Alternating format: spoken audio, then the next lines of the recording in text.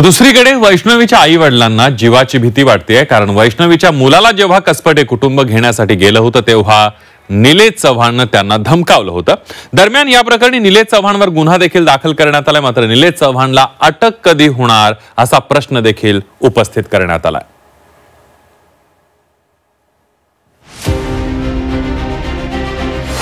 वैष्णवीच्या आई वडिलांना जीवाची भीती, कसपटे कुटुंबाला निलेश चव्हाणनं धमकावलं।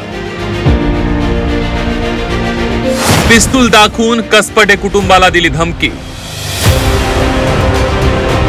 हगवणे कुटुंबाच्या अमानवीय छळामुळे वैष्णवीनं आपलं जीवन संपवलं। दरम्यान आता तिच्या आई वडिलांना देखील जीवाची भीती वाटतेय, कारण करिश्मा हगवणेचा मित्र निलेश चव्हाण यानं कसपटे कुटुंबाला पिस्तूल दाखवून धमकावलं असल्याची माहिती समोर आली आहे।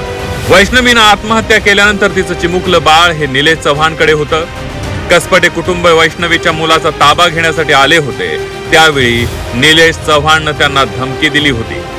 माझी अशी मागणी आहे, कारण तो गुंड प्रवृत्तीचा माणूस आहे आणि त्याच्याकडं कारण माझ्या बाळाला ज्यावेळेस आम्ही घ्यायला गेलो त्यावेळेस त्याच्याकडे रिव्हॉल्वर होती। त्याने दमदाटी करून आम्हाला ते हाकलून दिलं, आम्हाला म्हणजे माझ्या भावांना हाकलून दिलं। त्यामुळं भविष्यात त्याच्यापासून माझ्या जीविताला धोकाही होऊ शकतो।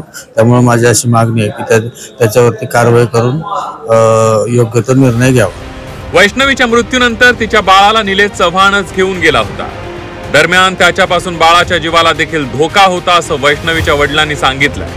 तसंच त्याच्यावर गुन्हा दाखल केला असून त्याला तत्काळ अटक करण्याची मागणी त्यांनी केली।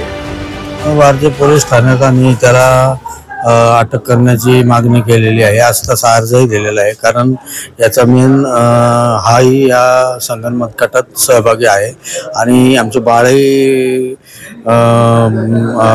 पळून नेलं, तोही त्यांनीच नेलं होतं पळून। त्यामुळं त्यालाही अजून अटक झालेली नाही।